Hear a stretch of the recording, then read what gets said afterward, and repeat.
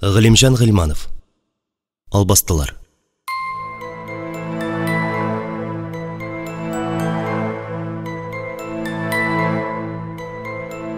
Жиденче бүлек. Сизеп торам. Укучының бик тә авылдагы хәлләр хакында сорашасы белешәсе килә. Анда хәлләр мактанырлык түгел. Майны күмгәннән соң авыл Сониядән тәмам читләште. Ак бабай белән Вәсимә карчык кирип йөриләр йөрүен. Малае кайгысыннан сукрайып калган Сониягә булдыра алган кадәр ярдәм итәләр. Сыерын савалар, ипиен пешерәләр дигәндәй, Сония үзе сер бирмәскә тырыша. Икенче тапкыр шундый хәлгә кала бит ул. Караңгы дөньяның нәрсә икәнен бик белә. Кулында күнектерәсе юк, бөтен нәрсәне хәтерендә тоткан. Шулай да бәгырендә утлы таш йөртә ул. Дөм караңгылыкка да ияләшергә, күнегергә була. Ялгызлыкка күнегү кыен икән. Моны Сония электән белә. Ул вакытта барыбер җиңелрәк иде. Ул вакытта килене Майяның фаҗигале үлеме юк иде. Малайның рәнҗеше, авыл халкының каргышы юк иде. Менә хәзер нишләргә аңа? Хәзер төп эше уйлану. Сукыр кеше уйлары белән күрә бит ул. Сония да көннең көн буе улы Хәлим хакында уйланып йөри. Димәк, көне буе аны күреп йөри. Төрлечә күрә ул аны. Бер әйбәт күрә, бер начар. Күбрәк әйбәт күрә. Ул белә, начар күрәсе килмәгәнлектән генә шулай күрә. Нинди ананың үз улын начар итеп күрәсе килсен инде. Сония күңеленең кайсы җире беләндер туеп тора. Шуңа күрә дә ул тыныч, ипле һәм өметле. Тиздән нәрсәдер булырга тиеш. Нидер үзгәрергә тиеш аның тормышында. Тормышында гына түгел, бөтен гаиләсе, нәселе, авылдашлары тормышында да бер хәл булырга тиеш. Сония бөтен дугаларын, теләкләрен шул булачак вакыйгага, киләчәк өметенә багышлады. Ниһаять бу өмет Сония йортына Нәфисәне иярткән тәскирә булып килде. Хәлимнең китеп югалуына бер ойлап вакыт үтеп тә киткән. Бу вакыт эчендә Нәфисә бөтенләй үзгәргән. Күрмәсә дә Сония моны шундук тоеп алды. Ничектер басынкыланган, юашланган, хәтта иманга утырган. Сониягә шулай тоелды. Соңгы килүендә ул имансыз, җансыз булып күренгән иде. Хәзер әнә элеккеге рәвешенә кайткан. Бу аның сулышыннан, аяк атлавыннан, кул җиленнән үк сизелеп тора. Тәскирә киресенчә Сонияны күргәч нык каушады. Хәтта дулкынлануыннан әйтер сүзен онытты, исендә калдырганнарын тотлыга тезеп китте. Сониякәем, без сиңа бик зур сүз белән килдек бит әле. Ачуланма да, нитмә дә. Риза булсаң аңларбыз. Риза булмасаң гаепләмибез. Ни сөйлисең син Тәскирә?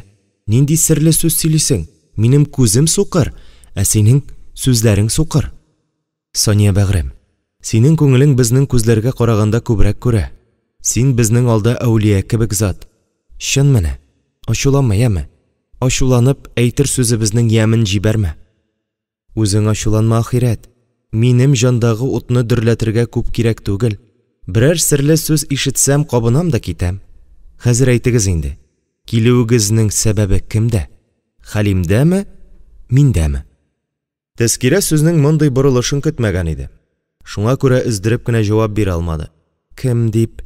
Килүебезнең сәбәбе Нәфисә инде. Нәфисә? Әйе, Нәфисә. Безнең Нәфисә нык үзгәрде хәзер. Иреннән айрылып кайтты. Баласы да кабат имиен алды. Өйдә шундый күңелле. Барыбыз да шул бәләкәч малайга карап торабыз. Малай булган икән. Малай. Исемендә кызык кушты Нәфисә. Бигеш дип кушты. Бигеш моңсу кыш бит Тәскирә. Моңлы тормыш юрау кебек була түгелме? Моңлы тормыш бәхетсез тормыш түгел бит әле, Сония апа. Бу юлы сүзгә Нәфисә кушылды. Бәхетсез булганчы моңлы булсын дидем. Шулай инде. Сония апа, рөхсәт итсәгез, мин сезгә яшәргә килер идем. Хәлим кайтканчы яныгызда торыр идем. Ул үзе кайткач хәл итәр. Кал дисә калырмын, үзенә хатын, баласына ана булырмын. Кит дисә, кире кайтып китәрмен. Ни сөйлисең син, Нәфисә кызым? Белеп сөйлисеңме, белмичәме? Белеп сөйлим, Сония апа. Бу юлы бик белеп сөйлим. Сезгә ярдәмче булырмын. Бу нигездә үземнең күңелемә тынычлык табармын. Сезнең өчен генә түгел, Үзем өчен дә кирәк бу, Сания апа. Мин бит Хәлим өчен, аның сабые өчен җанымны, гомеремне бирергә дә әзер. Алай димәле, кызым. Мәйенең җаны кыелган да җиткән. Озак яшә, балаңның бәхетен күрергә язсын. Үзең дә бәхетле бул. Миннән теләк шул. Аннары син безгә төшсәң, кеше нәрсә дияр? Бөтен кеше белә инде безнең тарихны, Сания апа. Сүзгә тәскирә кушылды. Каршы килмә, ахирәт. Нәфисә дөрес әйтә. Хәлимең белән минем Нәфисәнең язмышлары кечкенәдән бер-берсенә бәйләнгән. Иң кыен минутларында бергә булсалар, үзләре өчендә, балалары өчендә, менә безнең өчендә әйбәт кенә бит, кешеләр дә аңлар иде әле.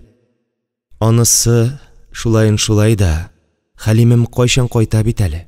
Барыбер көтәм мин аны, Сания апа. Кайтканчы көтәм. Син бары тик рөхсәт кенә бир. Бергә яшәргә рөхсәт кенә ит. Зинһар, Сания апа, рәнҗетмә мине. Бер ни аңламасам да рөхсәтемне бирәм. Кил алайса. Яшәп карыйк, көтеп карыйк Хәлимебезне. Синең килүне ишетсә, бәлки, кайтып та җитәр әле. Баласын имезергә дә кешесе юктыр бәгыремнең. Баланың бит аның йөрәге юк, авызы гына бар. Аңа имергә генә булсын. Үзем имезәм, Сания апа. Сөтем күп минем, 2 балага да җитәрлек. Хай, ахирәт, сөте бетәс күп, Худайга шөкер. Бигештән соң да сауык куялы. Эх, кайтсын гына иде Хәлим. Рәхәтләнеп яшәр идек. Күзем күрмәгәч, тәрәзәдән юлга да карап тора алмыйм бит мин ичмасам. Сукыр кеше көтә башласа, аны кайгыртырга бөтен изге затлар җиргә төшә ди китап. Ә күк ятим кала. Ятим күккә шайтаннар ияләшә бит. Менә нинди кыен хәлдә мин. Ярый алайса. Худайга тапшырып, рухыбызны, күңелебезне көйлик тә бергә яши башлыйк. Әйдә, җыенып кил, кызым. Сания юкка борчылган икән. Нәфисәнең килеп тора башлавын авыл халкы тыныч, хәтта шулай булырга тиеш кебек кабул итте. Буларның җаннарын күп талкыдык, хәзер үзләре карасын дигәннәрдер инде. Нәфисә килгәннең 2нче көнендә үк Ак бабай белән Вәсимә карчык керделәр. Дуга кылдылар, фатиха бирделәр. Бигеш шунда ук Санияны үз итте. Сания да аны кулыннан төшермәде. Ара-тирә буталып, Гөләшем минем дип ычкындырса да, тора-бара яңа исемгә күнекте. Иреннәрен бөрештереп, Бигешем, Бәпкәшем дип сөя торган булды. Авыл халкы Санияләр, Нәфисәләр дөньясына ничек кенә кагылмаска тырышса да, булдыра алмады. Бөтен тирә-якны тетрәткән бер вакыйгадан соң, бу үксез җаннар тагын кеше теленә керделәр. Җәйнең кыл уртасында, шиллә күзендә, авыл уңы җыярга җыенып йөргән мәшәкатьле бер мәлдә, тәскирәләр йортында янгын чыкты. Һәр кеше үзенчә аңлады, үзенчә фараз кылды. Шаһидләр дә табылды. Кемдер шул көнне тәскирәләрнең бакча артында ук башланып киткән фермалар янында 2 исерек бәндә күргән. Кемдер аларның тәскирәләр бакчасына таба китүләрендә шәйләп калган хәтта. Нәфисәдән аласы бурычлары турында сөйләшеп барганнардай. Өченче берәүләр күзенә тәскирәләр капкасы төбендә карага киенгән 2 карчык чалынган. Алар бераз шунда торганнар да, көн кичке якка авышкачрак капкадан эчкә кирип киткәннәр. Шул рәвешле бер үк көндә капма каршы 2 яктан тәскирәләр йортына 4 кеше кергән. Янгынның сәбәпчеләре шулар булмагая дип фараз кылды Кампәрле авылы кешеләре. Тәскирә үзе эштә булган, Нәфисә Санияләрдә. Шуңа күрә янгын кайгы китерә алмады. Әмма хәтәр уттан бөтенләй корбансыз да кутылып булмады. Авылның мәңге исерек 2 кешесе ниндидер шаукым белән тәскирәләр йортында чыккан утта янып үлделәр. Авыл халкы бу янгынны нәрсәгә юрарга да белмәде. Сихергә юрарга курыкты, яхшыга юрарга шулай ук батырчылык итмәде. Сихыр ясы ниһаять янып күккә очты диючеләр булды булуын. Кемдер Нәфисәнең шит кеше иренә йортка кируен өнәмәде. Кемдер теге 2 карчыкны Хәлим җибәргән сихыр галәмәте дип расларга тырышты. Тәскирә төбе тамыры белән янып көл булган йорт урынына карап торды да, еларга да онытып, югары очка, кызы янына менеп китте. Анда аны куркынган Сания белән йылы-йылы шешенеп беткән Нәфисә каршы алды. "Әнекәем минем", дип үрсәләнде Нәфисә. "Ничек куркыттың син безне? Исән калганыңны ишетеп елап утырам менә. Кил әле, кочаклыйм бер үзеңне." Сүзгә Сания кушылды. "Тәскирәкәем, бер дә борчылма, әйдә, безгә күчеп кил. Ходай Тәгалә шулай язгандыр. Эшебезне бер нигезгә туплап яшәтергә уйлагандыр. Кил, ике дә уйлама. Шулай бергә яши башладылар. Тәскирә килгәч, тормышлары тагын да җанланып, бөтенәеп китте. Сония дә рәхәткә чыкты. Кулында бер эш, тормышында бер борчу, мәшәкать калмады. Калган икән. Хәлим хакындагы борчуларны кая куясың? Тәскирәләрдә булган янгын бу борчуларын яңартты гына. Кешеләр күреп калган ике сихерче карчык аның күңелен бөтенләй тынгысыз итте. Бу карчыклар Хәлим яшәгән билгесез дөньядан шомлы хәбәр булып аңлашылды аңа. Күңелендә туган авыр, караңгы уйларын бераз вакыт әйтмичә түзеп йөрсә дә, Сония бердән-бер көнне Нәфисәгә бөтен күңелен ачты. 8-нче бүлек. Кеше еларга тиеш. Еламаса ул үлә, аның җаны үлә. Май фаҗигасыннан соң Нәфисә дә 3 көн, 3 төн туктамый елады. Бер вакыт аның күз яшы агып бетте. Ачы зарлы яшь тибеп яткан урында моңсу, бәхетсез һәм төпсез күзләр генә торып калды. Элек балкып янып торган зәңгәр күз карашлары, тоныкланып, җителеген югалтып күк төсенә керде. Кайгыдан күз алмалары да уңай икән. Аңа кушылып яңа туган сабые да елады. Сулышына буылып, зәңгәрләнеп елап ятучы баланы Тәскирә ничек кенә тынычландырырга тырышса да, якты дөньяга нигә туганына үкенгән кебек, башын читкә бора-бора ачыргаланып, үрсәләнеп елавында булды. Анасы артыннан бик эштә тынды. Нәфисәнең имиен алды. Ана белән бала арасындагы изге багланышларны кем генә белеп бетергән. Менә бу юлы да табигать үзенекен итте. Көчен куәтен генә түгел, сирен мөгъҗизасын да күрсәтте. Ана белән бала бер җан, бер тән булып яши башладылар. Әлбәттә, Нәфисә Майя белән булган хәлләрне һич кенә дә оныта алмады. Иштәге бу әрнүне, бу утны бер ничек тә алып ташлап булмый шул. Нәфисә аркасында кеше җаны кыелды бит. Сихерче хатынны куркытабыз гына, куркытып акылга утыртабыз дип сүз биргән һәм Майяны харап иткән исерек ирләрне үзе үзгәләп ташларга әзер иде Нәфисә. Ләкин соң инде барыбер Майяны кайтарып булмаячак. Майяны гына түгел, Хәлимне дә кайтарып булмаячак. Беренче мәхәббәтен, Хәлимен дә мәңгелеккә югалтты ул. Бәла һәр вакыт бәла ияртеп килә диләр бит. Майяны күмүгә үк баласын күтәреп, Хәлим дә китеп барды. Аның өчен борчылып Сония тагын күзсез калды. Буларның барысына да ничек түзәрсең? Түзәргә кирәк. Бигиш өчен, аның киләчәге өчен түзәргә кирәк.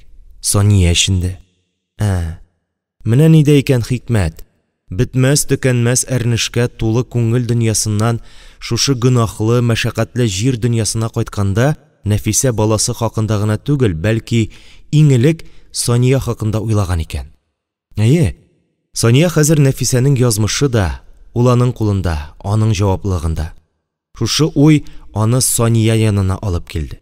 Иң мөһиме, аның бу уен Тәскирә дә шундук җипләп алды. Кызының бу ниятенә күңел таянычы булды. Калганын укучы белә инде. Нәфисә белән Бигиш Сония янында яши башладылар. Янгын афәтенә юлыккач, алар янына Тәскирә дә күчеп килде. Нәфисә Сонияләргә күчеп килгәннең беренче көнендә үк сәер төш күрде. Урам башындагы кыйга су алырга барган имеш. Әмма күпме генә тырышса да, чиләген тутырып ала алмый. Аска чиләген шапылдатып төшереп җибәрә дә, аңа шыбырдап су тулуга чыгыр сабына ике куллап ябыша. Өскә менеп җитүгә, чиләк янтайып түгелеп китә, бөтен тирә-юнны юешләтеп бетерә. Нәфисә чиләген тагын аска төшерә, тагын шулук хәл.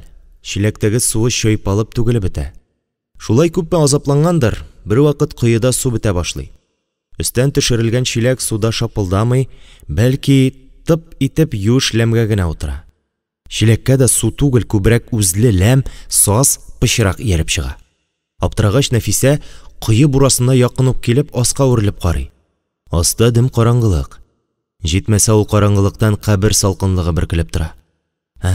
Нәрсә бу?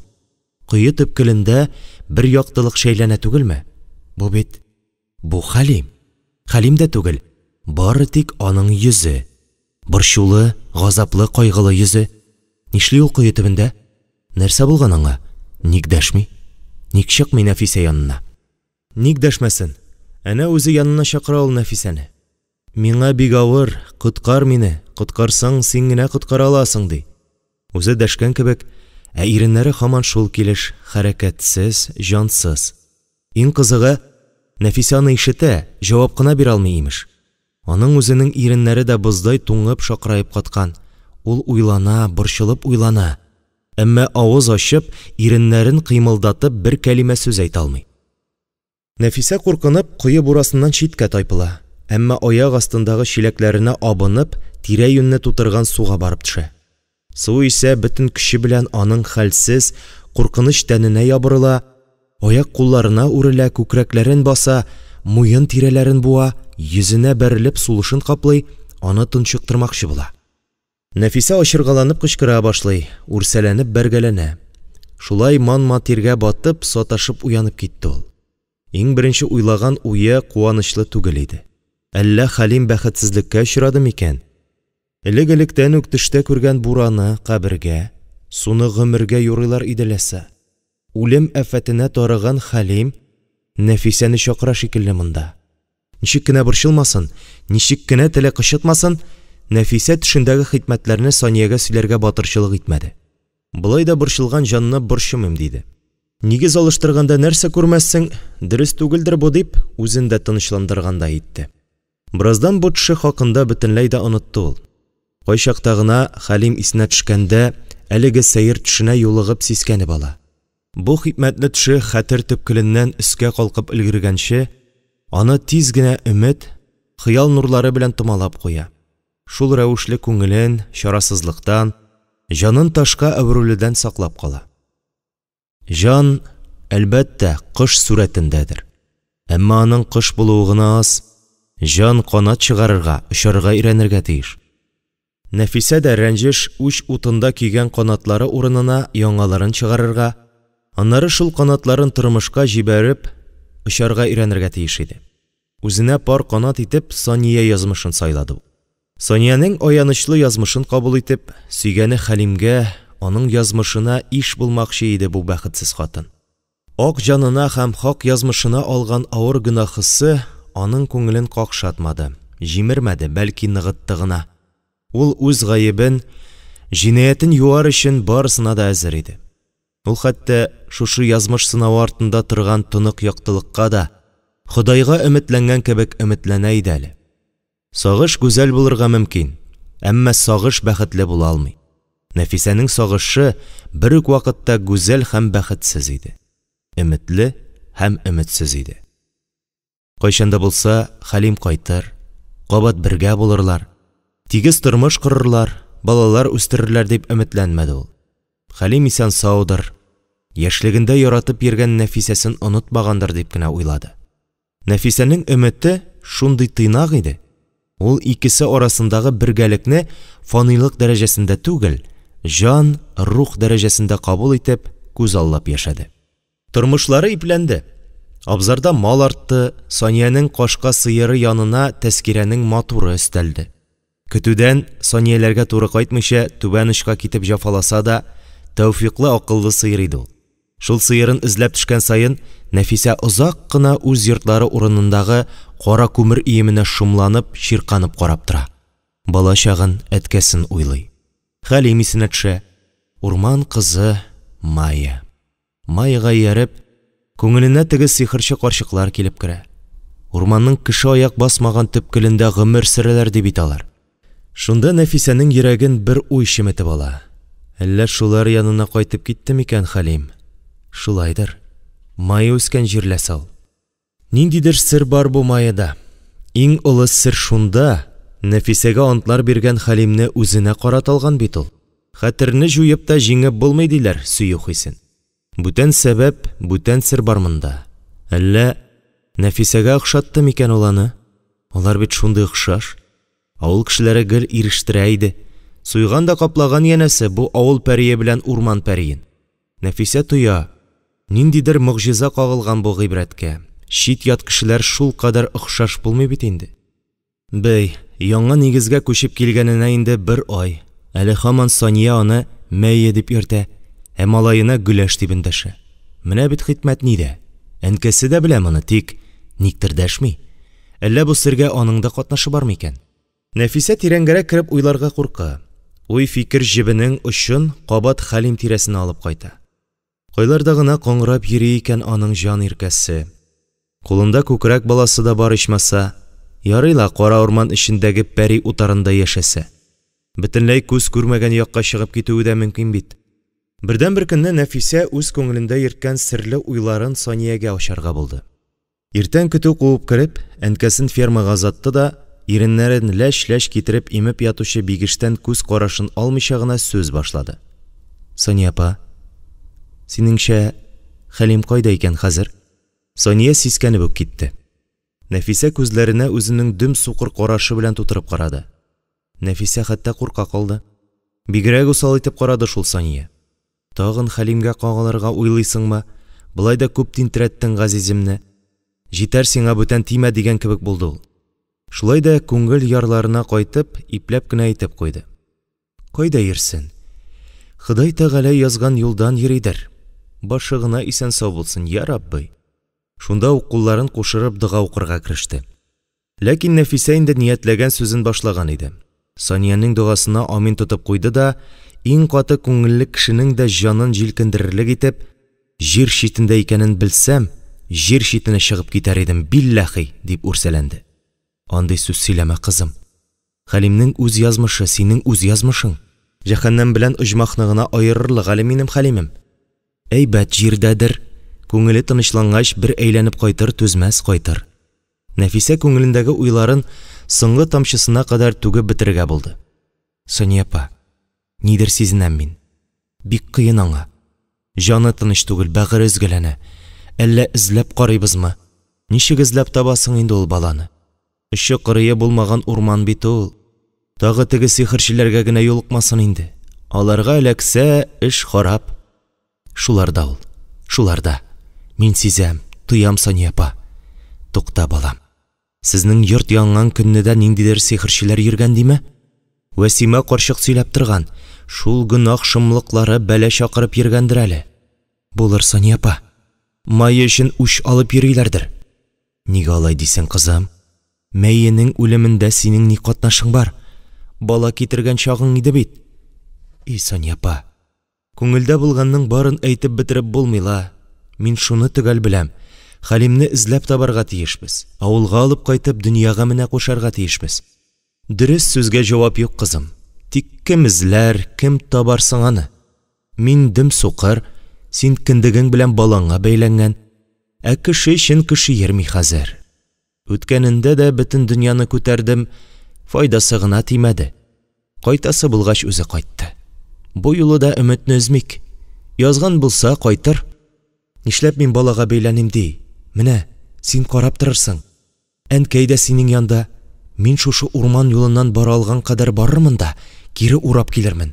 Узакта тормам, күңелем күрсәткән җирдән табып та алып кайтырмын үзен. Менә күрерсең. Җибәр мине, Сания апа. Җибәр, ә? Сания бу юлы бер авыз сүз дәшмәде. Нәфисә нык ышандырып сөйләйде шул. Җибәрәсе дә килә үзен, ләкин бик куркыта да. Сихер галәмәте хатыннарга аеруча тиз ияләшүчән була бит. Ә бу кызый шул сихер тырнагыннан Хәлим тикле Хәлимне йылып алып кайтмакчы. Иманы саф, рухы нык, мәхәббәте көчле күренә, әллә җибәреп караргамы? Санияның уйларын ишектән килеп кергән Тәскирә бүлде. Нишләп балтагы суга төшкән кебек утырасыз әле? Бер хәл булмагандыр бит? Булды шул. Моны Сания әйтте. Нәрсә булды? Иртәгә Нәфисә Хәлимне эзләп чыгып китә.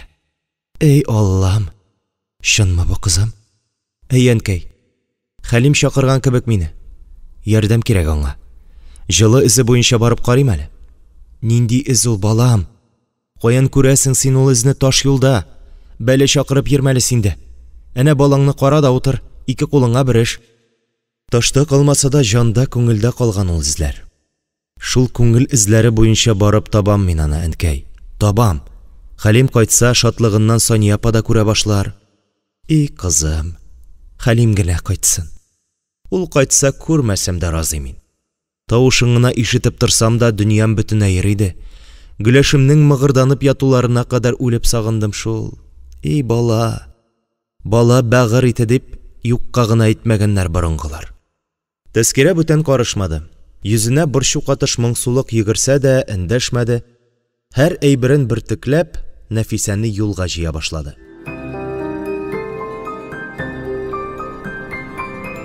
Тугызынчы бүлек.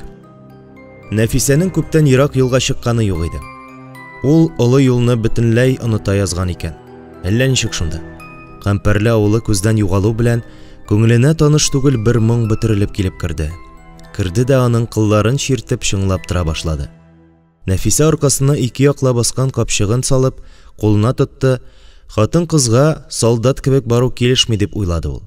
Ярты сәгатьләп баргач, бер артлы ике машина узып китте. Нәфисә кул күтәрмәде. Машинага утырса, юлда Хәлим изен, күңелендә Хәлимгә карата булган тоемын югалтачак. Шуңа күрә күңеле сизенеп, менә шушында ул дип әйткәнче җәяү барыга булды. Әмма күңеле һаман дәшмәде. Телсез, мәнсез кебек, йөрәк төбендә посып ята бирде. Баштагы 1-2 сәгатен җиңел генә барды.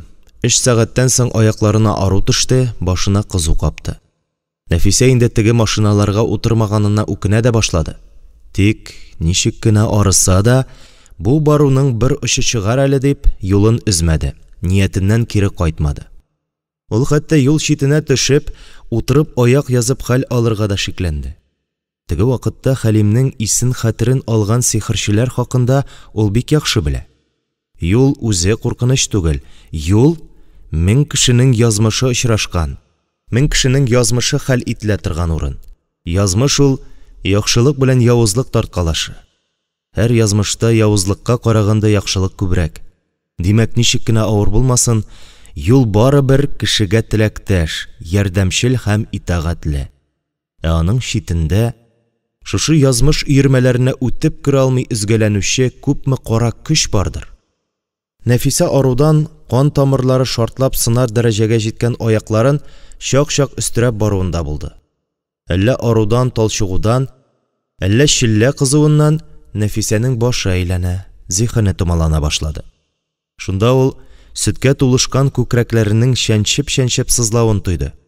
Бала имезер вакыты җиткәнләсә, бигеше ни хәлдә икән? Башын исәрлеккә салып, кара урман юлына чыгып киткән әнкәсен зар-интизар булып көтә микән? Сония әбисе сөт җылытып биргәндер дә соң. Әнисе сөтенә еләшкәч, кире кагып булашкандыр әле. Алсу йөзе анасының күпереп торган җылы йомшак күкрәгенә кагылып, иркәләнеп тормагач, тамагына төше сыер сөте бик бармыйдыр шул. Нәфисә изүләрен ачып, капчык бавы тотудан катып, кытыршыланып киткән учы белән күкрәкләрен капшап карады. Эчке күлмәген юешләп, тәненә дымсыз шәр йөгерде. Бер рәхәт, бер кыен булып китте. Шунда ул капчыгын юл өстенә куйды. Аның авызын ачып, өстәгенә торган кавырсын чынаягын алды. Аннары ачык йөзүеннән менә чыгам дип, тышка бүлтәеп торган күкрәкләрен учы белән кыскалап үзен сава башлады. Чынаяк төбенә тамган беренче тамчыга бу бик ошап бетмәде ахры. Ул шул төшкән уңайга чынаяк стенасы буйлап кабат өскә йөгерде. Һәм үз күкрәгеңә үзең карама, күз тидерәсең дигән кебек Нәфисәнең кирфегенә килеп кунды. Әллә шул тамчы авырлыгыннан, әллә күкрәк сөтеннән бушану рәхәтлегеннән Нәфисә күзләрен йомды. Тәмле, ләззәтле хисләр дөньясына чумды. Бала имезгән ана үз сөтен үзе эчсә, сихер шаукымына бирешми диләр бит. Нәфисәнең дә юл шаукымына бирешәсе килмәде бугай, барган уңайга түгелеп әрәм-шәрәм булганчы дип, үзенең сөтен күтәреп эчеп куйды. Бөтен тәне буйлап шифалы дулкын йөгерде. Кан тамырлары киңәеп, сулышы иркенәеп, зиһене ачылып, яктырып киткәндәй булды. Көн кызуыннан, озын юлдан күңел ялкынсынуыннан кипкән иреннәре читендә баллы татлы сөт тамчысы гына калды. Бираздан бу ялгыз тамчы кибеп, аппак мин кебек Нәфисәнең булай да күркәм йөзен тагын да бизәп, матурлап тора башлады. Трррррр! Нәфисә утка баскандай читкә тайпылды. Шул тайпылудан юл читендә тыгыз булып, түшәлеп үскән куралар ишенә кирип китә язды. Әмма кирип китә алмый калды, аның борынына бик тә таныш газиз ис, авыл исе, ат исе килеп бәрелде. Нәфисә ашык изүен төймәли үзен куып җиткән атлы янына ашыкты. Укучы сизенгәндер. Бу атлы теге вакытта Хәлим белән майына авылга алып кайткан изге бәндә иде. Бу юлы да ул үз исемен аклады. Арып талчыккан Нәфисәгә иң кирәк вакытта ярдәмгә килде. «Кая барасың булай, япа-ялгызың? Эй, кызый!» дип сорады ул, юлчы хатынны куркытмаска тырышып. Картның сакал-мыек баскан йөзе үтә дә тыныч һәм мөлаим күренде Нәфисәгә. «Юлым ерак минем, бабай. Моннан гына күренми шул. Күзеңә күренмәсә дә, күңелең күрәмисең?» «Күңелем бик күрә дә, күңел ялгышырга мөмкин бит әле». «Юк, балам. Маңай күзе ялгышса да, күңел күзе ялгышмый ул. Шуны исеңнән чыгарма. Хәзер әйдә утыр. Минем юлымда шул якка». Нәфисә ялындырып тормады. Хуш исле печән түшелгән арбага ялт итеп менеп тә утырды. «Күкрәк балаңны ташлап чыгарлык булгач, бик мөһимдер шул юлың. Балам барлыгын каян беләсең, бабай?» «Белмәскә ни.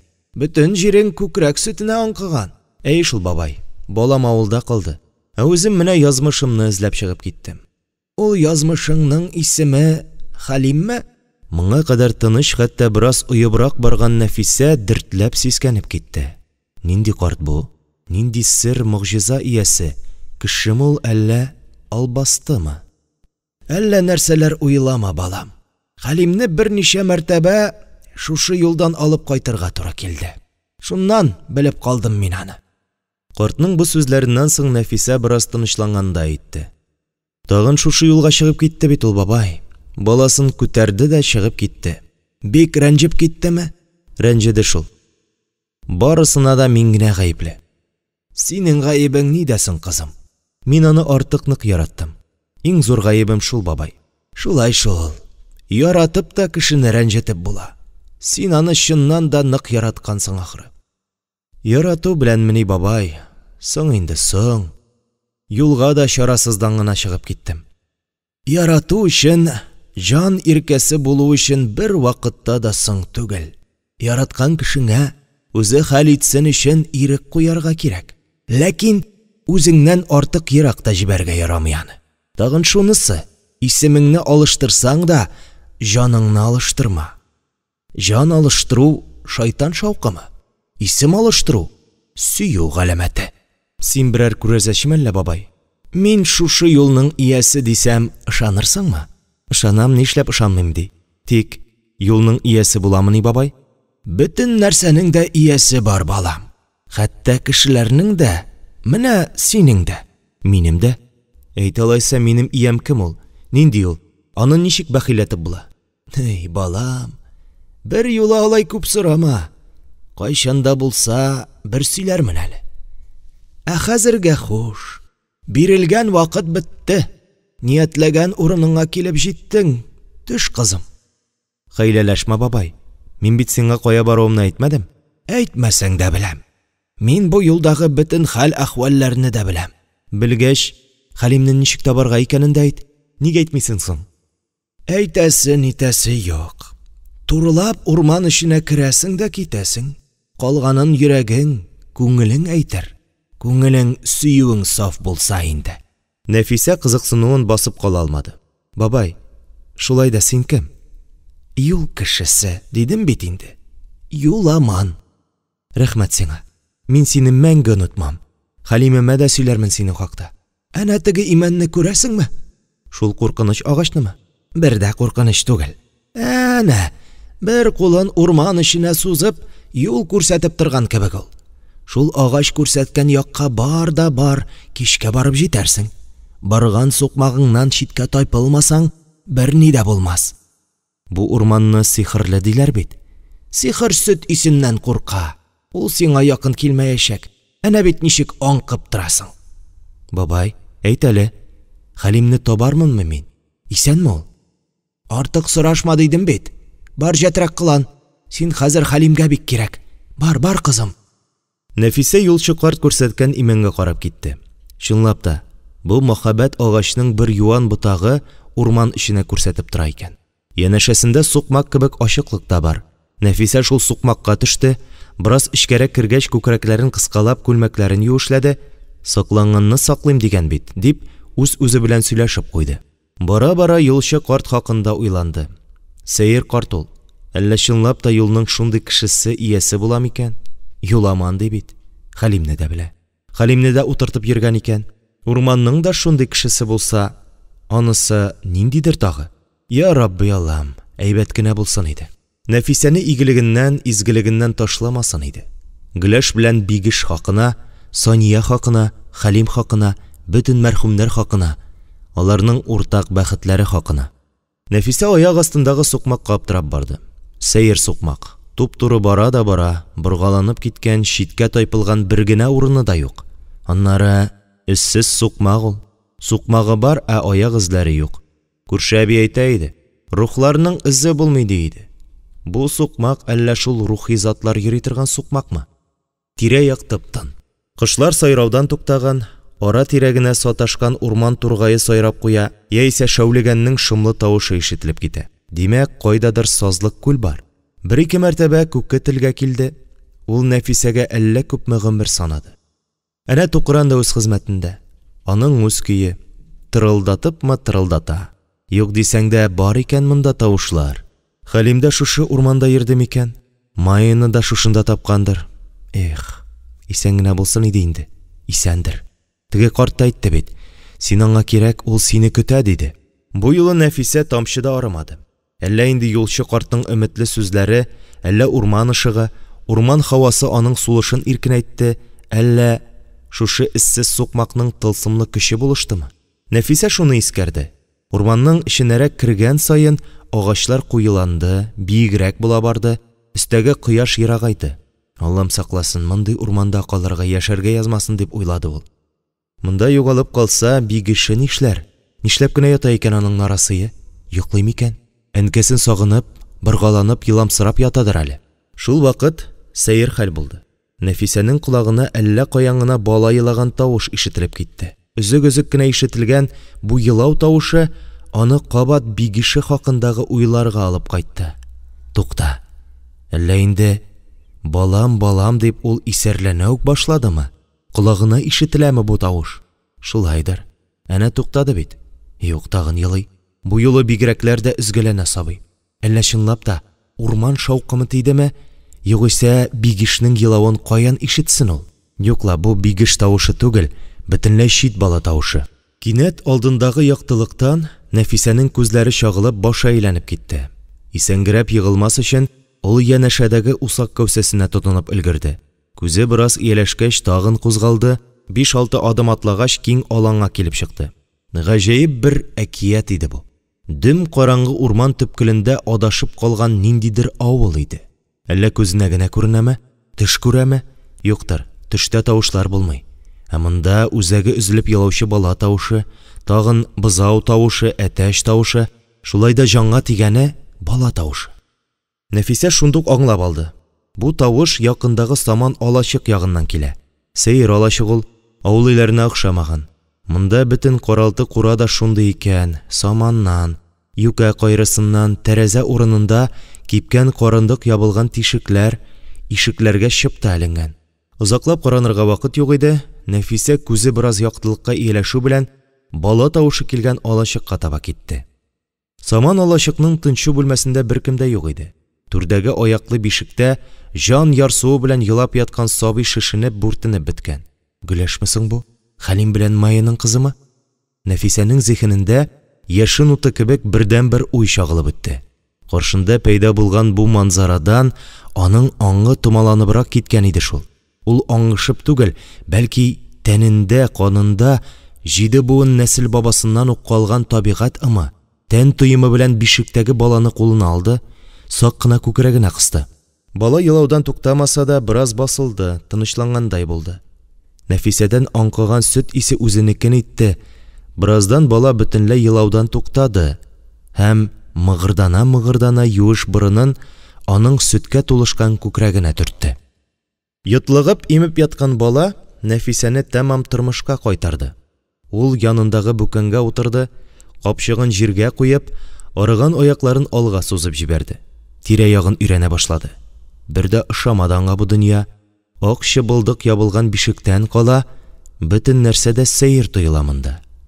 Әллә ничә җирдән ямаулы иске япмалар каплаган ике түшәк, кайчандыр агартылып та, ис төтеннән төсен югалткан шыксыз мич, такта араларына бармак сыярлык ялангач өстәл, эскәмия, киптерергә илгән үлән бәйләмнәре, суган толымнары, миләш, балан тәлгәшләре, ниндидер канатлар, кош тәпиләре, тамгалы пүләннәр, сырланып чыкылып беткән такта кисемтеләре. Шул вакыт Нәфисәнең борынына ниндидер әчкелтем ис килеп бәрелде. Кипкән ылыс яисә әрем яндыралар бугай. Каян киләсең бу ис? Бүлмәдә беркем дә юк ләбаса. Хәлим кайда икән? Ул шушы алачыкта яшәгән булырга тиеш. Менә гөләше дә монда. Нәфисәнең карашы бүлмә почмагының өске өлешенә урнашкан төнлек тишегендә тукталып калды. Тишек үзе ул кадәр аптыратмады. Бу тишектән ургылып керүче аксыл саргыл төтен сискәндерде аны. Димәк, күршедә тагын бер бүлмә бар. Димәк, ул бүлмәдә кемдер яши. Берәр дию пәриеме, җенмәлле? Хәлимме? Бәләгә очрамагандыр бит. Очрамаса, ник ишетмисең ул баласының тавышын? Ник килми? Тизрәк шунда керергә, аны бәләдән йылып алырга кирәк. Нәфисә сул кулы белән итәкләрен бетереп тотты да, зәңгәр кан тамырлары бүртеп чыккан күкрәкләренә чытырдатып ябышкан баланы имүннән аермыйча, уң кулы белән үзенең эссе тәненә тагын да ныграк кысып, тышка йөгереп чыкты. Алачыкны урап, икенче яктагы ачык ишеккә барып керде. Хәлим? Хәлим? Майя. 10-нчы бүлек. Хәлимгә Майяны бүләк иткән төшеннән уянырга насыйп булмады. Яшәеш кануннарын инкар итеп, күбрәк илаһи, сихри кануннар буенча яшәргә мәҗбүр иде ул. Майясы күз алдыннан югалмады. Көн-төне аның белән булды. Гөләш тә янында гына. Карчыклар исә җәһәннәм чокырында гаип булган кебек күз алдыннан бөтенләй югалдылар. Хәлим үзе күбрәк түшәктә ята. Аның җаныннан, тәненнән албастылар сихри чыгып бетә алмый, күрәсең. Буыннарын кыймылдатып, ишек стеналарга тотына-тотына тышка чыгып йөри башласа да, ни зихене белән, ни кылган гамәлләре белән кешелек асылына, дөньялыкка кайтып җитә алмый әле. Күкрәгендәге ярасы 2-3 көннән бетәшә башлады. Бу җәрәхәтне ниләр генә эшләтмәде Майя. Канлы бөҗрә тиздән кибеп, ябышып, кызгылт көрән җи булып кына калды. Майя аңа бал сөртелгән яфрак ябыштырып куйды. Бу яфракны сәгать сайын алыштырып, яңартып торды. Тән ярасы төзәлсә дә, җан ярасы бигрәк тә, аң ярасы озакка бара икән. Хәлим әлегә күп сөйләшә алмый. Зихененә эләгеп өлгергән зәхмәт шаукымыннан котылу өчен вакыт кирәк иде шул. Ләкин ул, теге телсез әпә кебек, аң зихене зәгыйфләнгән бер мескен зат та түгел. Бөтенесендә белешеп, аңышып яши. Бер генә нәрсәгә төшенеп җитә алмый. Каян килеп чыкты соң аның Майясы? Ул бит үлгән иде. Авыл зиратына күмелгән иде. Әнә бит гөләшен имезеп утыра, аны салмак кына тибрәтеп, моңлы җырлар җырлый. Әллә Хәлимне албасты карчыклар тырнагыннан коткару өчен Ходай Тәгалә кабат терелткәнме аның хәләл ярын? Сорап карасаң инде. Юк, сорарга курка Хәлим. Сораса, Ирфиядәй бу җан иясе үзенең килгән җиренә, фәрештәләр иленә шундук очып китәр. Яисә 1000 миллион кисәкләргә таралып, чәчелеп бетәр кебек. Шулай да ул аның белән сөйләшә, үз янына керүен түземсезлек белән көтеп ята. Хәлим аңлый. Әллә каян гына килеп чыккан Майяга бөтен утар калды. Сыеры, кош-корты, бакчалары. Иртән-иртүк чыгып китә дә, көндез кайтып, Хәлимне ашатып, тәрбияләп, гөләше белән бераз юанганнан соң, икесен бер бүлмәдә калдырып, тагын эшкә чыгып китә. Ата белән кыз карашып яталар шулай бер-берсенә.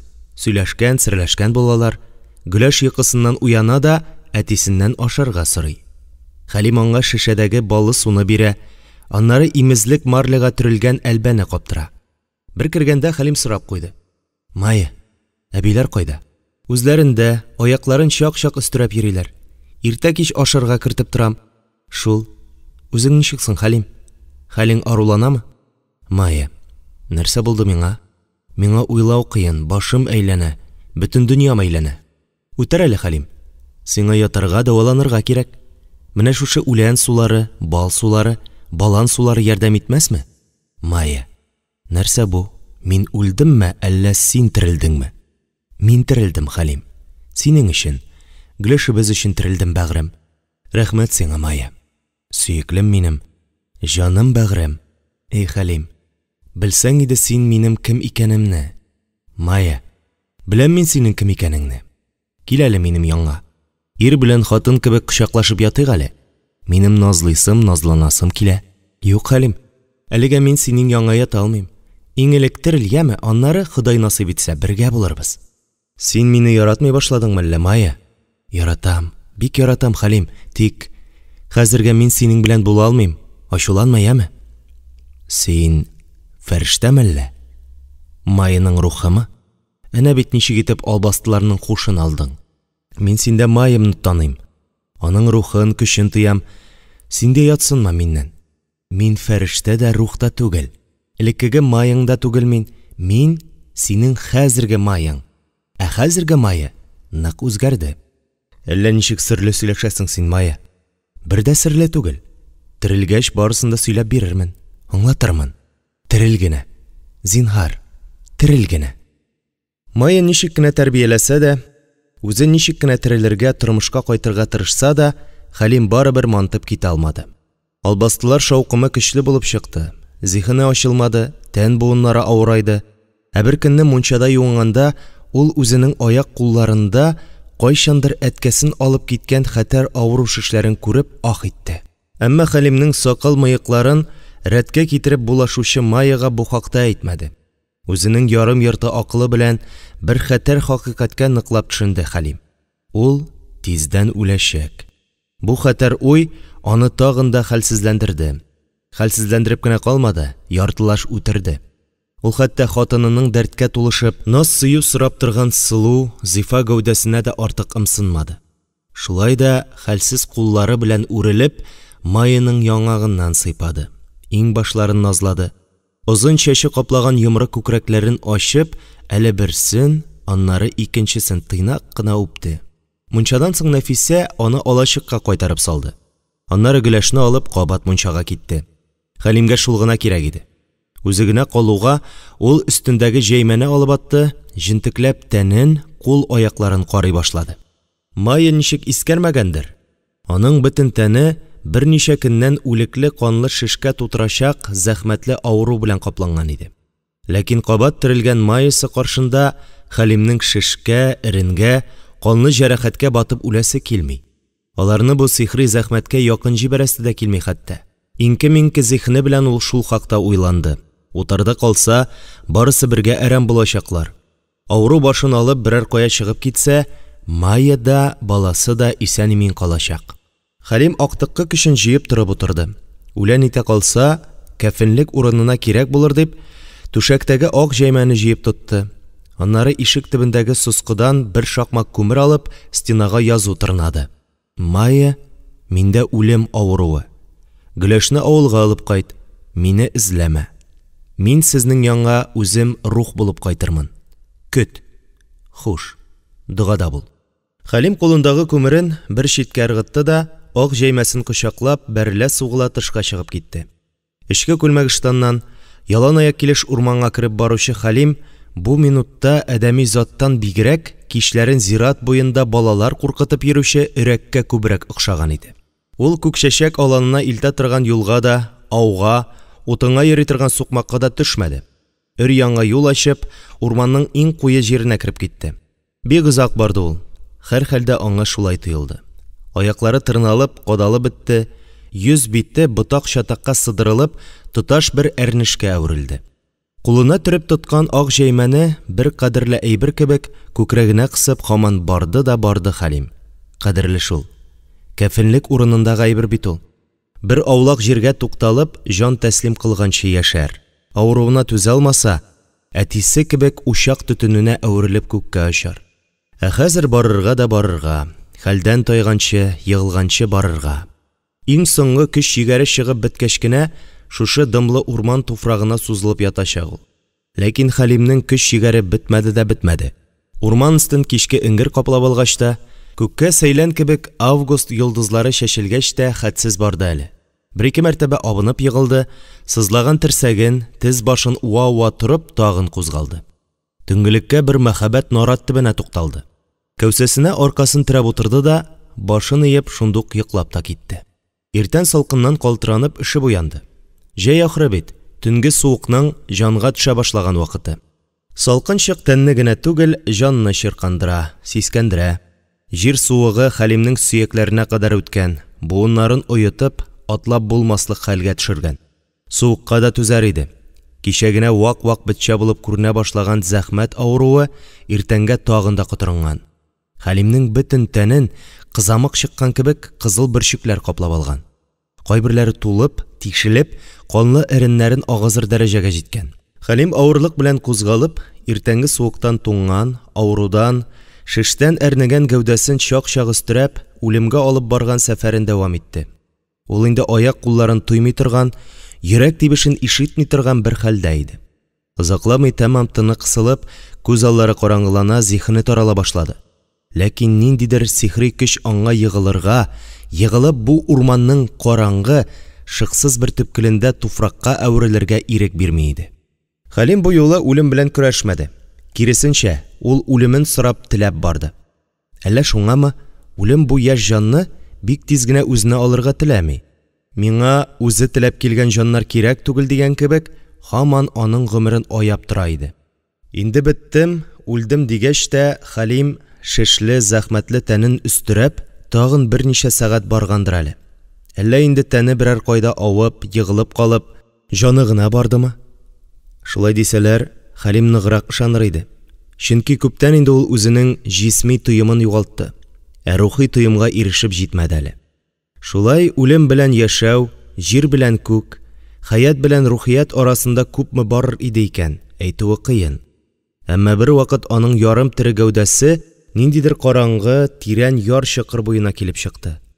Аннары чокырны атлап чыгарга җыенган кеше кебек, йотам дип караеп, ажгырып торган бушлыкка атлады. 11-нче бүлек. Нәфисә албастылар утарына бик тиз күнексә дә, Хәлимгә ияләшә алмый интекте. Сихерчеләрнең зәхмәт юласыннан авырып калган Хәлимне ул ике зур ялганга ышандырырга тиеш. Беренчедән, ул аның хатыны мәрхүм Майя образына әверелеп яшәргә мәҗбүр булса, икенчедән, шул ук Майяның фаҗигасенә сәбәпче буларак, шушы гөнаһны Хәлимнән яшереп җанында асрап яшәргә тиеш иде. Беренчесенә чыдарга, күнегергә дә мөмкин, ә менә икенчесе Нәфисәне нык борчый.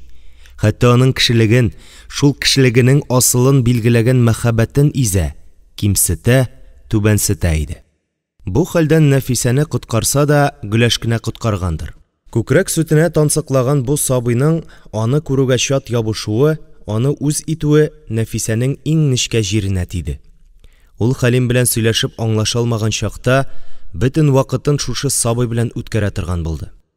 Хәлим яшәгән утар беренче карашка гына шулай шыксыз, сөмсез икән. Андагы эшне җигелеп тарта башлагач, Нәфисәнең күңеле үз урынына утырды. Берничә көн эчендә ул шушы каргалган утарның чыпчын хуҗабикәсенә әверелде. Абзардагы мал-туар белән шөгыльләнүче телсез әпә дә Нәфисәне үз итте. Ул нәрсә куша, аңласа, аңламаса да, шул эшне җиренә җиткезеп эшләргә тырыша. Сыер, бозау, кош-корт тулысынча Нәфисә кулына күчте. Атны әпә карый. Ул көннәр буе күкчәчәк аланыннан кипкән печән ташый. Урманнан кышкылыкка утын чыгара.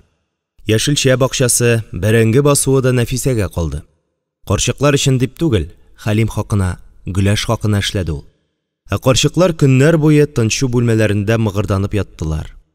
Нәфисә ара тирәгенә ашарларына кертеп йөрде.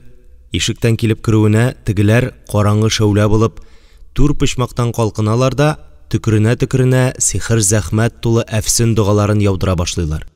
Ниндидер хикмәт бу? Аларның бер генә каргыш сүзе дә нияткә ирешә алмый. Күрәсең, Нәфисәне Майя дип белеп, бу карчыклар жан куркуы белән курыкканнар. Бөтенләй котсыз калганнар. Хәтта зәхмәт шаукымнарын югалта язганнар. Бу шаукым бик көчле булган ахры. Әнә бит, Хәлим ничә көннәр инде үз зиһененә, үз көченә кайтып җитә алмый. Күкрәгендәге җәрәхәт тә шул шаукым галәмәте. Моны да бик яхшы белә Нәфисә. Хәлимнең күкрәгенә уелган тамга утар тулы. Карчыкларның ишекләренә үк буҗра төшерелгән. Боҗра эченә тәре сызылган. Аннары Хәлим ишеге каршындагы кара баганада да, лапаска керә торган капка киртәсендә дә, Күкчәчәк аланындагы чишмә улагында да, Акса исемле ат сыртында да, тагын әллә кайларда бар бу сәер тамга. Хәлимдә дә нәкъ шундый тамга. Боҗра уртасындагы тәре генә юк. Аны уеп өлгермәгәннәр. Нәфисә килеп кереп, карчыкларның кара эшләрен бүлгән. Шулай да боҗра эченә нидер тырнап калганнар. Хәзер ул җиләнеп бетәшкәч, айга охшап тора. Ай үзебезнеке, мөселманныкы, ансы ярый, тик тәре генә булмасын дип уйлаганы бар Нәфисәнең. Тамгаларын шул тамга аша сихерләрен эшкәртеп бетерә алмасалар да, карчыклар Хәлимнең кешелеген шактый зәгыйфләгәннәр. Нәфисә аңлый, Хәлимне дөньялыкка, тормышка кайтарырга бик күп көч, вакыт һәм илаһи мөгъҗиза кирәк булачак. Көчендә, вакытында кызганмаячак ул. Ә менә илаһи шаукым Ходай кулында. Анысы инде күк ихтияры, күк сире.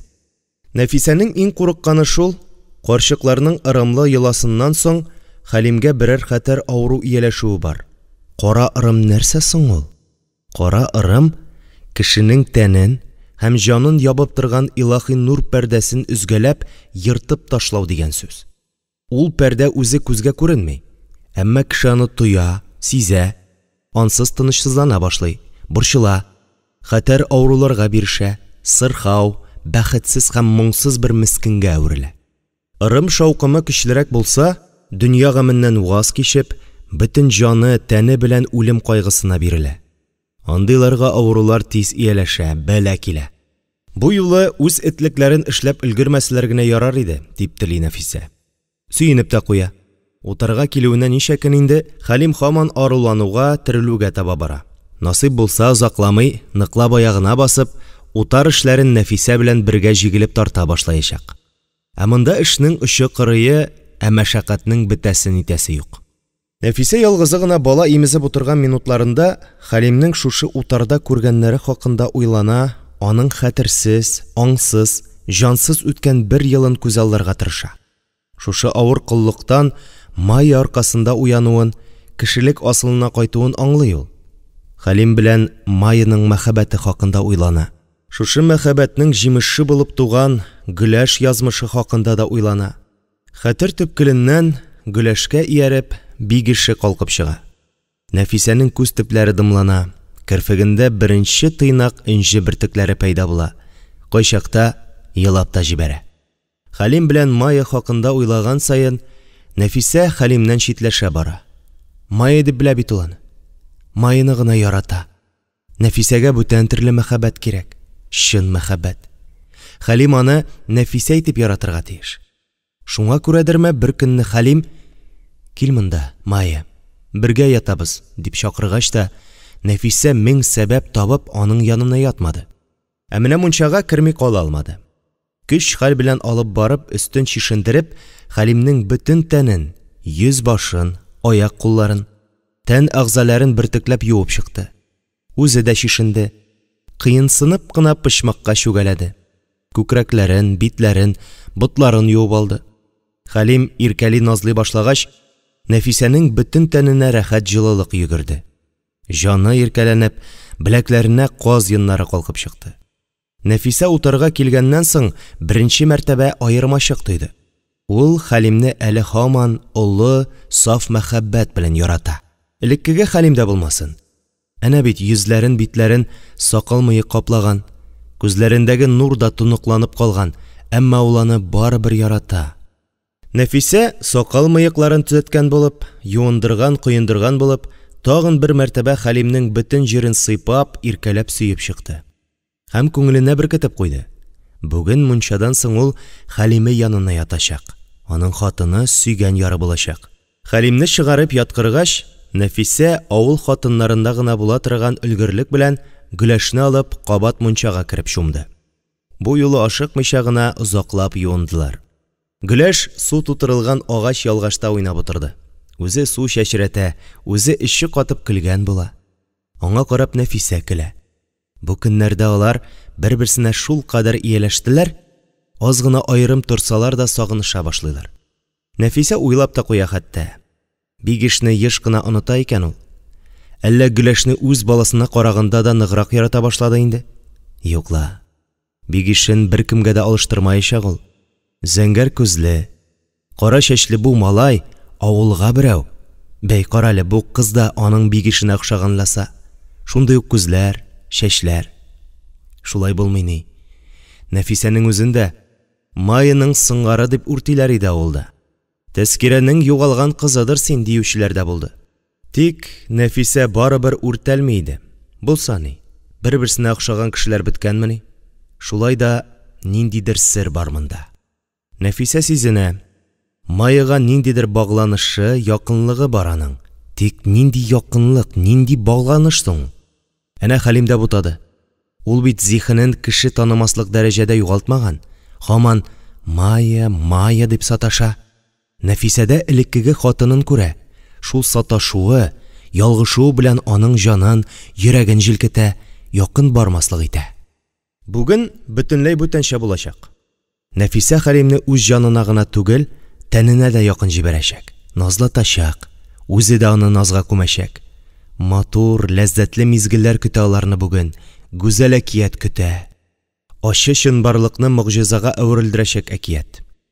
Хәлимнән калган буш алачык Нәфисәне бик тиз җиргә төшерде. Ул Гөләшне күтәреп кайтып кергәндә, ак җәймәсе сыдырылып алынган түшәк суынып өлгергән иде инде. Стенадагы язудан барысын да аңлады Нәфисә. Ах-вах итеп, зар елап, канлы яшьләрен түгеп утырмады. Гөләшне кочагына алды да, сәкегә менеп, бөгәрләнеп ятты. Нишләсен инде? Хәлимне эзләп урманга чыгып китүнең мәгънәсез икәнен генә аңлый ул. Үзе еламаса да, җаны елады Нәфисәнең. Табышкач кына инде бергә булабыз, кавышабыз дигәч кенә, гомер юллары тагын аерылды.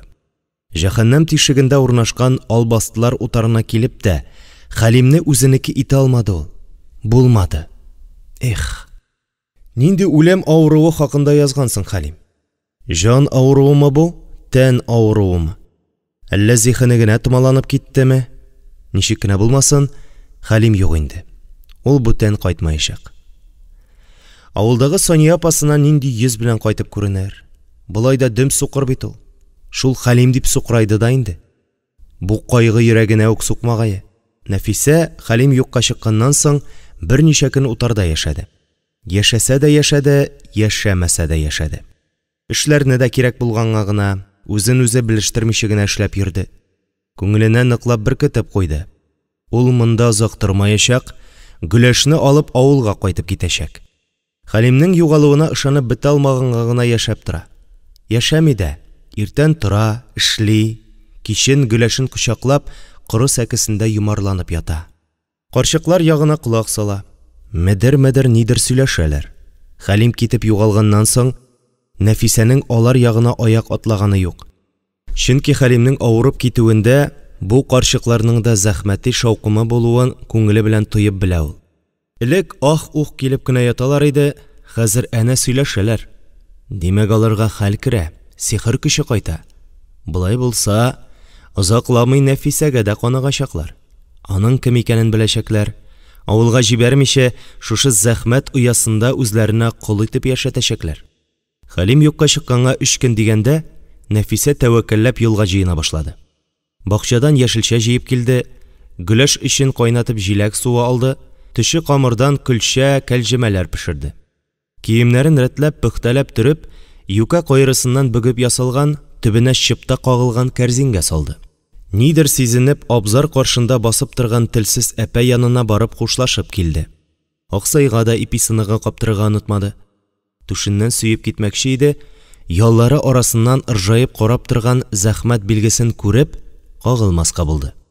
Беләсеннән башаяк, сихердән булай да гарак, дип уйлады ул. Ниһаять җыены бетте. Әйберләрен тышка чыгарып куйды. Сәкедә уйнап утырган Гөләш кирип чыгып йөргән яңа әнкәсенә тәмам аптырады булса кирәк.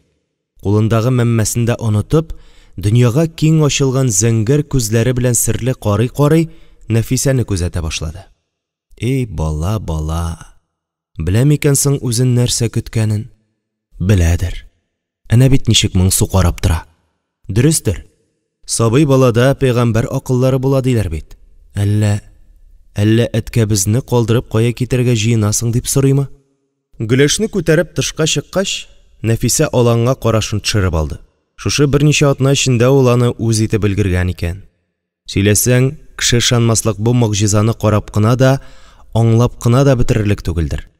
Үзе күңелгә якын, үзе гайрәтне шигерерлек. Нәфисә әллә кайсы җире белән туя. Кабат кайтыр кебек ул монда.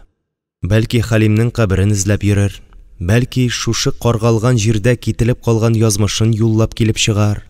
Ул китекне дә берәр ничек ябыштырырга кирәк булыр бит. Нәфисәнең күңеленә бер уй килде. Халимгә язу язып калдырырга тиеш ул. Ходай Тәгалә юлыннан кабат кайтырга насыйп булса, шул язуны укып, Нәфисә белән Гөләшнең авылга кайтып киткәнен аңлар. Узак уйлап тормады, алачыкка кереп, пычмактагы сускыдан күмер алды да, без авылга кайтып киттек дип язды. Соңыннан син дә кайт, көтәбез дип өстәде. Читкәрәк китеп язганнарын укып чыкты. Канәгать калып, юлга аласы әйберләренә барып ябышты. Бер кулына Гөләшне күтәргән, икенче кулына капчык кәрҗиннәрен аскан Нәфисәне узатырга чыгучы булмады. Карчыклар өйләрендә түгел ахры. Килт иткән тавыш та ишетелми. Аларның булмавы әйбәт кенә. Әллә ниләр теләп калырлар яисә бөтенләй ялгыштырып җибәрерләр иде бугай. Нәфисә иң беренче эш итеп, аны кайчандыр шушы аланга алып чыккан тар урман сукмагын эзләп тапты. Тапты да, ике дә уйлап тормыйча, шул сукмак буйлап урман эченә кереп китте. Аның күңеле күтәренке иде бу минутта. Каядыр китеп югалган Халим хакындагы авыр уйлары, авыл, Соня апасы, әнкәсе яшәгән бүтән бер дөнья белән бәйле матур, хыялый уйлар астында басылып калган. Утар хакында, андагы сихерче карчыклар хакында, хәтта Халим хакында да уйлыйсы килмәде аның. Чөнки Халимгә үпкәсе бар. Аның өчен шул хәтле кыенлыклар кичеп килде бит Нәфисә. Ә ул һаман Майя дип авыз суын корытты. Аннары бөтенләй китеп югалды. Әллә ничек шунда? Хәзер яратмый да бугай ул Халимне. Ә улдан әнкәсе көтә, бигеш көтә. Суйыр сөтеннән ялкып беткәндер инде бәгыр кисәге. Нәфисәнең имиен кабат алырмы, юкмы? Алыр. Әнкәсенең имиен дә алмаса, жүнсез бала булыр. Менә бер матур кыз алып кайта ул аңа. Кәләш алып кайта. Үскәндә күрше балалары Бигеш, Гөләш, Кияү, Кәләш дип үртәрләр микән? Үртәсәсең. Әллә Кияү белән Кәләш булырлыклары юкмы? Гөрләтеп туй итәрләр. Уртада Бигеш белән Гөләш. Аларның як-ягында Нәфисә белән... Халим юк шул инде. Гөләш ягы буш калыр, димәк туй китек булыр. Яшьләрнең бәхете китек булыр. Янында Халим булмаса, Нәфисәнең үзенең дә күңеле кителебрәк торыр. Әллә һаман ярата инде Халимне. Шуны уйласа, йөрәге ярсып тибә. Тәненә койнар йөгерә, күңеле тынычсызлана башлый. Ярата инде, ярата. Яратмаса, җанын мең кисәккә телеп, шушы караңгы, юеш, шымлы урманга аягын атлар иде ул. 2 сәгатьләп баргач, Нәфисә ял итеп тамагына капкалап Гөләшне имезеп алды. Үзе утырмады. Утырсаң, утыру аякка төшә, тәнгә куна, йокыга мәрткә тарта башлый. Әлегә йокларга ярамый. Күпме барып була, шул кадәр барырга кирәк. Тагын 2 сәгатьлек юл үтелде. Урман үләне астында күренер-күренмәс яткан сукмак бүген дә Нәфисәгә илтифатлы һәм шәфкатьле иде. Ләкин Нәфисә кебек моңсу яман суда иде. Нәрсә соң ул моң? Юк, моң. Нәрсә ул? Нәфисә урман сукмагы буйлап бара торсын, ә без шул хакта уйланып алыйк әле. Моң ул минемчә көрәш. Көрәш исә җиңүләрдән һәм җиңелүләрдән, ягъни югалтулардан тора. Хикмәт шунда. Моң ул югалтулар табышларга караганда, җиңелүләр җиңүләргә караганда күбрәк булган урында туа. Нәфисә дә гел көрәштә. Ул авылда яшәгәндә дә, Халимен яратканда да, майыны күрә алмаганда да, башын алып урманга чыгып киткәндә дә, албастылар утарында да, менә хәзер дә һәр даим көрәштә. Һәр вакыт күңел киеренкелеге белән, җан яндырып үтәләнеп яши. Нәрсә алып чыкты соң ул бу көрәштән? Бигешен тапты. Соня апасына үз булды. Халимның менә шушы газизен үзенең күкрәк сөтенә кушты. Нәрсәсен югалтты? сөйгәнен бердән-берен югалтты. Ягъни тормыш мәгънәсеннән, яшәешнең зарур ниятеннән, яшәү дәртеннән мәхрүм калды. Соңгылары югалтулары күбрәк. Шуңа да ул моңсу. Шуңа да ул ямансу, шуңа да аның üzülеп җылыйсы, юк, җырлыйсы килә. Синнән көтмим сөю дыгалары. Синнән көтмим назлап юату. Бар гомерем минем сине эзләү. Бар гомерем сине югалту. Бу юлы Нәфисә җәелеп утырып ял итте. Аякларын алга сузып, башын артка урман эченә, әллә каян адашып килеп чыккан карт каен кәүсәсенә таба ташлап, күзләрен йомды. Гөләш тә юлдан талчыгып, татлы йокысына киткән. Менә шулай язмыш логикасы буенча яшәргә тырышкан кешелек үлем йокысы белән йоклап ята. Ләкин Нәфисәнең йокысы уяу. Бала баккан аналарда гына була торган тоем, сизем аңа йокы чиген үтеп эчкәрәк керергә, онытылырга ирек бирми иде. Бу юлы да шулай булды. Онытылып уяп утырган Нәфисә үзенә төбәлеп карап торган карашны шундук тыеп алды. Алар килгән сукмак ягыннан кемдер төбәп, сынап карап торган кебек иде. Нәфисә күз кабакларын ачып җибәрде. Әмма йөзенә курку галәмәте чыгармады. Сукмакта куркырлык бер нәрсә дә юк иде.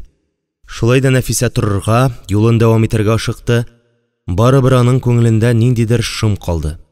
Һәм бу шомның мәңге китмәскә килгәнлеген дә бик яхшы аңлый ул. Юлы бу кадәр озын, талчыктыргыч булыр дип уйламаган иде Нәфисә. Исәп буенча ул күптән инде олы юлга чыгарга тиеш. Ә ул юк та юк. Сукмак үзенә ияртеп, ымсындырып бара да бара. Көн кичке якка авышты. Нәфисә тамам арыды. Гөләш тә арыды. Ул инде элекке кебек тик кенә ятмый, канагатсызланып, мыштым гына шыңшый башлый, яисә сискәнеп, сулышы булып елап җибәрә. Ничек кенә кыен булса да, Нәфисә бер генә төенчеген дә кулыннан ычкындырмый. Гөләшне дә югалтудан курыккан кебек күкрәгенә кысып кочаклап алган. Ерак юлдан хәлсезләнгән гәүдәсен чак-чак өстерәп баручы Нәфисәнең кинәт башы әйләнеп китте. Күз аллары караңгыланып, ул бер якка янтая башлады. Ярый әле якында карагай агачы булды. Югыйсә Гөләшен күкрәгенә кыскан килеш мәтәлеп барып төшәр иде. Нәфисә минут саен кими барган көчен, бетә барган хәлен аз гына булса да кире кайтару өчен күңелендәге берәр доганы яңартмакчы булды. Бер дога да исенә төшмәде. Аннары берәр ырымлы әфсен булса да укып куярга уйлады. Укый алмады. Хәтере тамам томаланган чак иде. Ә менә җыр, дога да әфсен дә коткара алмаган бу минутта аны бары тик моңлы җыр гына саклап, яклап калыр кебек тоелды. Нәфисә үзе бара, үзе җырлый. Җырламый да, бары тик такмаклап, хәтта ыңгырашып шыңшып бара. Моңлы көе кайдадыр эчтә, җан кылларында туганда, күңеленең бер ярыннан икенчесенә бәргәләнеп, әрнеп, изаланып йөри. Яңгырларга кереп югалдың да, болыт булып кайттың. Урманнарга кереп адашкач та, аланнарда таптым. Алсу шәфәкләргә күчеп яндың, таңнар булып аттың. Офыкларга китеп югалдың да, кояш булып кайттың. Кар бураннар сине алып качты, язлар булып килдең. Диңгезләргә барып кушылдың да, җыры булдың җилнең. Язмышыма кереп адашкансың, тик кайда син? Белмим. Барыбер егылмыйча кала алмады. Дөм караңгы урман уртасында агачларга бәрелә сугыла, ниндидер ялганчы сукмак читендәге юеш, дымлы балчыкка чәчрәп барып төште ул. Күтәргән әйберләре бер якка, үзе Гөләшен кочаклаган килеш икенче якка очты. Әллә арудан, талчыгудан, әллә берәр сихыр шаукымыннан исәнгерәгән зихене Нәфисәгә тизрәк моннан китәргә куша. Әмма аның керфек кагарлык да хәле калмаган. Шулай да Нәфисә шомлы күз карашы аша сукмактан йөгереп чыккан ике кара шәүләне шундук шәйләп өлгерде. Хәтта кулындагы Гөләшне тартып алырга теләгән кара шәүләгә карышып булашты. Әмма берни эшли алмады. Чарасыздан үрсәләнеп ялварып, «Тимәгез балага!» дип кычкырды. Аннары аңын югалтып, сукмак өстенә капланып төште.